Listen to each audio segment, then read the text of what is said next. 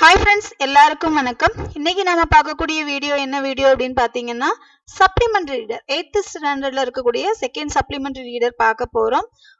எ Hunter turned naturalist, ஒரு Hunter எப்படி நேச்சுரலிஸ்டா மாறுறாரு அப்படிங்கிறது. இந்த ஸ்டோரியில எழுதினவங்க யாரு அப்படின்னா ஜிம் கார்பெட் அவர்களால் எழுதப்பட்ட ஸ்டோரி. சரியா?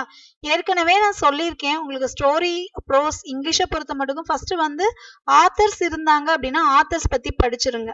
ஆத்தர்ஸ் இல்லை அப்படின்னா அதுல உள்ள மீனிங்ஸ் படிச்சுட்டு அதுக்கப்புறம் அந்த லெசனுக்குள்ள போனீங்க அப்படின்னா it will be really useful to you. அந்த வகையில நம்ம இன்னைக்கு பார்க்க போறது ஃபர்ஸ்ட் க்ளோசரி பார்க்கலாம். Hesitate to pause before saying or doing something. தயக்கப்படுறதுன்னு சொல்லுவோம்லப்பா, தயக்கப்படுறது அதுதான் என்ன சொல்லுவோம் அப்படின்னா pausing before saying or doing அப்படின்னு சொல்லுவோம். அடுத்து ஃபேட்டலிட்டிஸ் அப்படிங்கிறது என்ன அப்படின்னாப்பா an occurrence of death by accident மூலமா இறக்கக்கூடிய டெத்ஸை தான் என்ன சொல்லுவோம் அப்படின்னா ஃபேட்டலிட்டிஸ் அப்படின்னு சொல்லுவோம். அடுத்து ரெஸ்ட்ரிக்டட் அப்படின்னா லிமிட்டட் எக்ஸ்டெண்ட், அதாவது கட்டுப்படுத்தப்பட்டது அப்படின்னு சொல்லுவாங்க இல்லையா, லிமிட்டட் அதுதான் சொல்லுவோம். அடுத்து பர்சூட் அப்படிங்கிறது தேடுறது. அடுத்து என்க்ரோச்மெண்ட் அப்படிங்கிறது வந்து to advance beyond usual limits, அதாவது இவ்வளவுதான் இருக்கணுங்கிறத தாண்டி ஒரு விஷயத்த பண்றது, அதுதான் என்ன சொல்லுவோம் அப்படின்னா ஆக்கிரமிப்பு அப்படின்னு சொல்லுவோம். என்க்ரோச்மெண்ட் அப்படிங்கிறது to advance beyond usual limits, ஆக்கிரமிப்பதான் என்ன சொல்லுவோம் அப்படின்னா என்க்ரோச்மெண்ட் அப்படின்னு சொல்லுவோம். அடுத்து ப்ரிசர்வேஷன் அப்படின்னா ப்ரொடெக்ஷன். ப்ரிசர்வேஷன் அப்படிங்கிறது பாதுகாக்கிறது, ப்ரொடெக்ஷன். ஓகேயா? ஹெசிடேட் அப்படிங்கிறது தயக்கத்தோட இருக்கிறது. ஃபேட்டலிட்டிஸ் அப்படிங்கிறது ஒரு ஆக்சிடென்ட் மூலமா இறக்கக்கூடிய டெத்ஸை தான் ஃபேட்டலிட்டிஸ் அப்படின்னு சொல்லுவோம். ரெஸ்ட்ரிக்டட் அப்படிங்கிறது லிமிட்டட் எக்ஸ்டெண்டா இருக்கிறது தான் ரெஸ்ட்ரிக்டட் அப்படின்னு சொல்லுவோம். அடுத்து பர்சூட் அப்படிங்கிறது சர்ச் அப்படின்னு சொல்லுவோம்.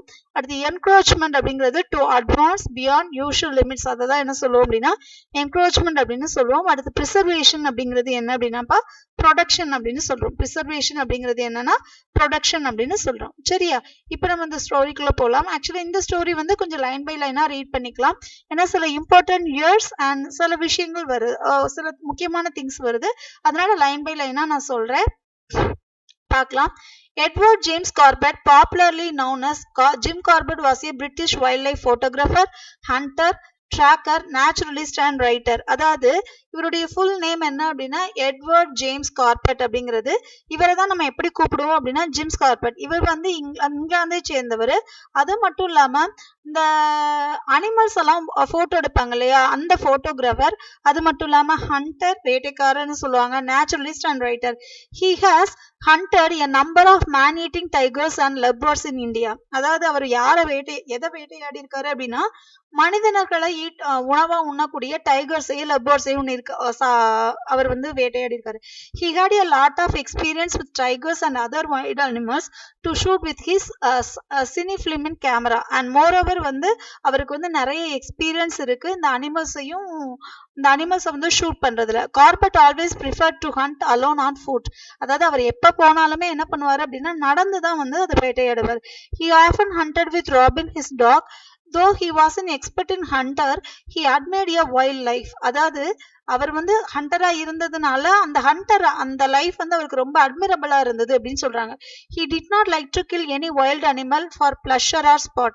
அதாவது ஒரு சந்தோஷத்துக்காகவோ இல்ல ஒரு ஸ்போர்ட்டுக்காக ஒரு விளையாட்டுக்காகவோ அவர் என்ன பண்ண மாட்டாரு, எந்த அனிமலையுமே அவர் வந்து கொல்ல மாட்டாரு. But he did not hesitate to kill animal man eating tigers or leopards. ஆனா அத மாதிரி அவருக்கு வந்து என்ன அப்படின்னு பாத்தீங்கன்னா இந்த மனிதனை உள்ளக்கூடிய புலிகளை வேட்டையாடும் போது அவருக்கு எந்த விதமான தடயக்குமே இருக்காது. He hunted these animals only to people only not request the government.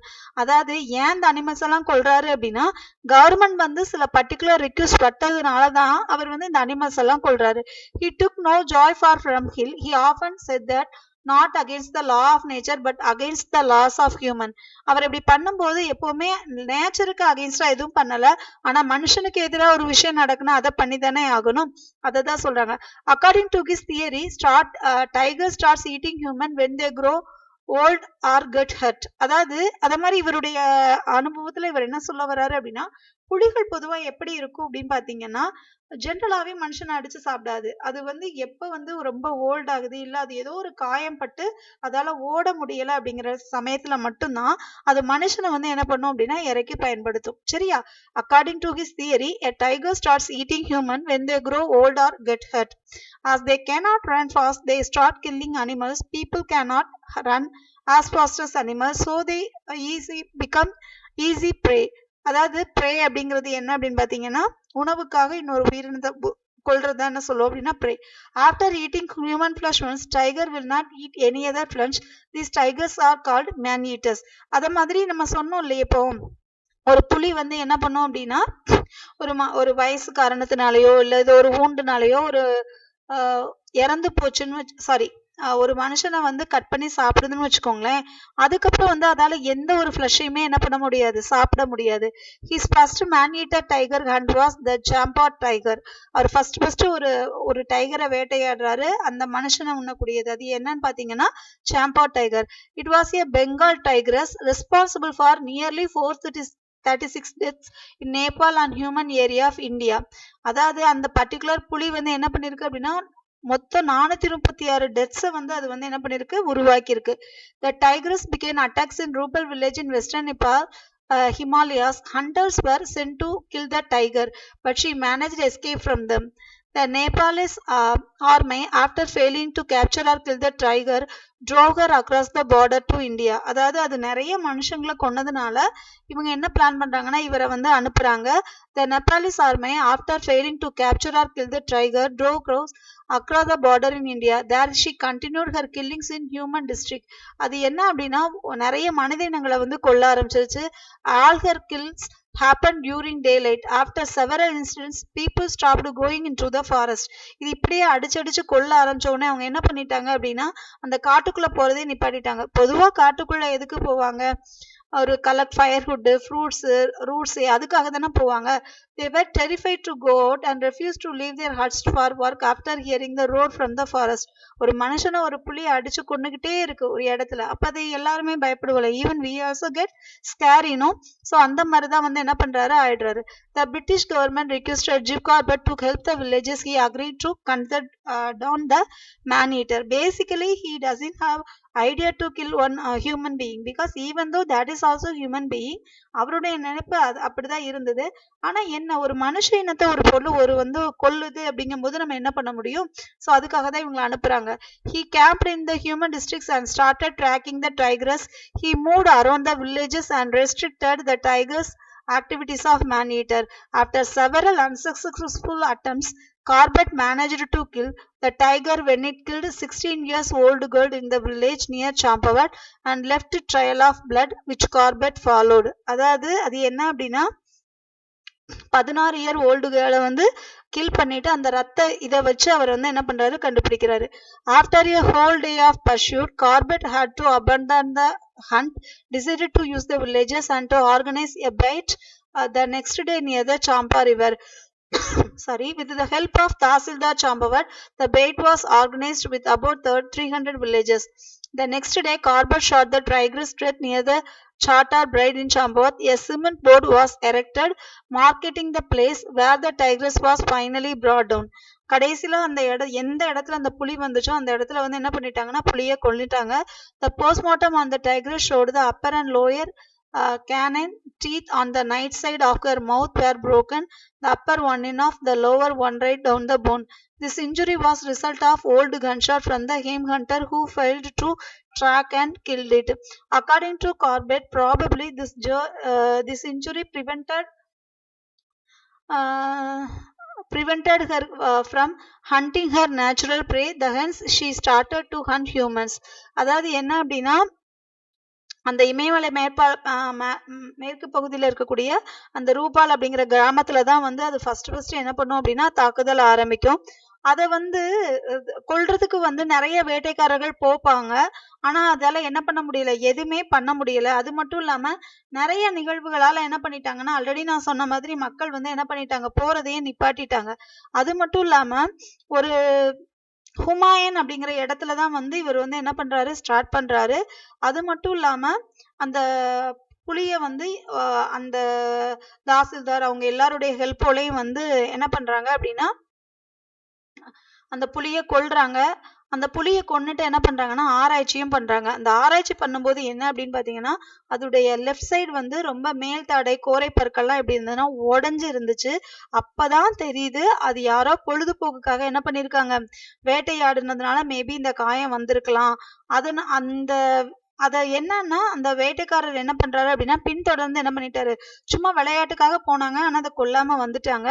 அது மட்டும் இல்லாம ஆம், இந்த அவருடைய அவருடைய according to his point of view இந்த காயம் தான் என்னாச்சு அப்படின்னா அந்த விலங்கினுடைய இயற்கையான இரையை வந்து என்ன பண்ணுச்சு, விளையாடுறதை வந்து தடுத்துச்சு. அதனாலதான் வந்து அது என்ன பண்ணாங்க அப்படின்னா மனுஷனை என்ன பண்றது ஸ்டார்ட் பண்ணுச்சு அப்படின்னு சொல்றாரு. சரியா?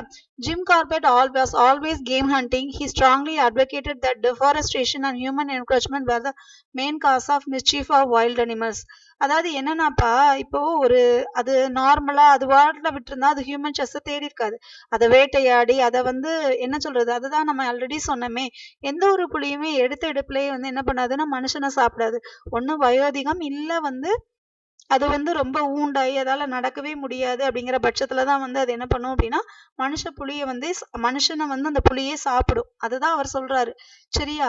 He promoted an association of preservation of game and all India conference for preservation wildlife. என்ன பண்றாருன்னா ஒரு அசோசியேஷன் ஒரு கான்ஃபரன்ஸ்லாம் உருவாக்குறாரு. He played a key role in establishing India's first national park in human hills, the Hailey National Park in Uttarakhand. First national park உருவாக்குறதுலயும் இவருடைய பங்கு வந்து ரொம்ப முக்கியமானது. It was initially named after Lord Malcolm Halley. Jim Corbett died on 19 April 1950. The park was renamed 1957. அதாவது 1957ல அவருடைய பேர்ல என்ன பண்றாங்க, அந்த பார்க்க மாத்துறாங்க. ஏன்னா இவருடைய இனிஷியேட்டிவ் அப்படிங்கிறது நிறைய இவர் வந்து கண்டுபிடிக்கிறாரு. ஏன் இப்படி பண்ணுது, என்ன ஏது அப்படிங்கறது எல்லாத்தையுமே என்ன பண்றாரு, கண்டுபிடிக்கிறாரு. சரியா?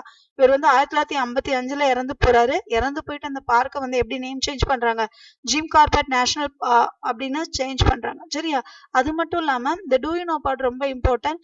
ஜாதவ் பிரேதங் is better known as forest man of India. He earned name forest man. இந்தியாவினுடைய வன மனிதர் அப்படின்னு யார சொல்றாங்க அப்படின்னா அந்த ஜாதவ் தான் சொல்றாங்க. அவர் வந்து 30 வருஷமும் அந்த காட்டுக்குள்ள உட்கார்ந்துட்டு ஒரு 550 ஹெக்டேர்ஸ்ல வந்து அந்த இடத்த வந்து பயிரிடுறாரு. நம்ம தமிழ்ல கூட படிச்சிருப்போம். தமிழ்ல 7th ஸ்டாண்டர்ட்ல இருக்கும்னு நினைக்கிறேன்.